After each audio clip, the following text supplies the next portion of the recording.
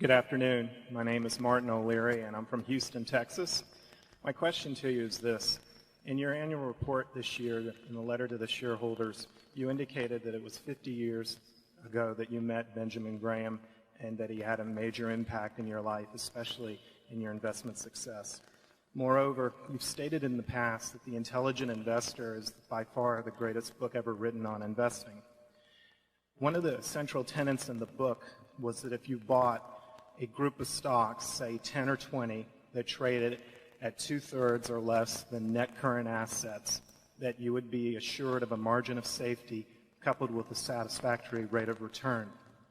Today, if you were to find 10 or 20 stocks that traded at 2/3 of net current assets, would you be inclined to purchase those stocks for your own personal portfolio, not for Berkshire Hathaway?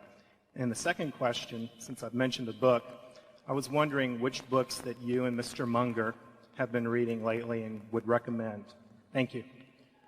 Yeah, in respect to your first question, you could probably, if you found a group like that, and you won't, I don't think, you'd probably do all right buying the group. But not because the businesses themselves worked out that well over time, but because there would probably be a reasonable amount of corporate activity in a group like that, either in terms of the management's taking them private or takeovers or that sort of thing. But those sub-working capital stocks are just almost impossible to find now. And if you got into a market where a lot of them existed, you'd probably find wonderful businesses selling a lot cheaper too. And our inclination would be to go with a cheap, wonderful business. I don't think you'll get in a high market or something close to it. I don't think you'll get a lot of sub-working capital stocks anymore. There's just too much money around to promote deals before they really get to that point.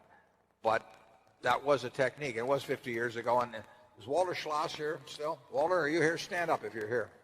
I met Walter 50 years ago when I met Ben Graham. And I know Walter's came out this year, but he already knows everything I've been talking about, so he may have left. Walter actually has practiced in securities much closer to the original. He's run a partnership now for 46 years, I guess it is. And he's done it much more with the type of stocks that Ben was talking about in those days. And he has a record that is absolutely sensational. That it's far better than people who get promoted and go on television shows and do all of that sort of thing. And he's done it in, what I tend to call cigar butt companies. You get one free puff, and that's about it, but they don't cost anything. And that was the sub-working capital type situations. Walter's had to extend that somewhat, but it's been a great, great record over a considerable, 46 years, a very considerable period of time. So I think if you found that kind of a group and did it as a group operation, and Ben always emphasized a group operation, because when you're dealing with lousy companies, but you expect a certain number to be taken over and all that, you better have a group of them. Whereas if you deal with wonderful companies, you only need a couple. But I think if you see that period again, we'll be very active, but it won't be in those kind of securities. Charlie?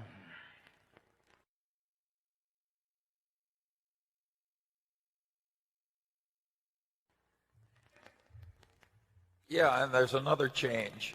In the old days, if the business stopped working, you could take the working capital and stick it in the shareholders' pockets. And nowadays, as you can tell from all the restructuring charges, when things really go to hell in a bucket, somebody else owns a lot of the working capital. The whole culture has changed. If you have a little business in France and you get tired of it, as Marks and Spencer has, the French say, "What the hell do you mean trying to take your capital back from France? They're French workers in this business." And they don't care about, they don't say, "It's your working capital, take it back when the business no longer works for you." They say, "It's our working capital." The whole culture has changed on that one. Not completely, but a lot from Ben Graham's day. There are a lot of reasons why the investment idiosyncrasies of one era. Don't translate that perfectly into another. That list that was published, I forget whether it was published in the 1951 edition of Security Analysis or the 49 edition of Intelligent Investor, but there were a list of companies there. There was Sacco Lowell, there was Marshall Wells, there was Cleveland Worsted Mills, there was Foster Wheeler, and all those companies were sub-working capital companies selling at 3 or 4 times earnings. And there was, if you bought a group of stocks like that, you were going to do well. But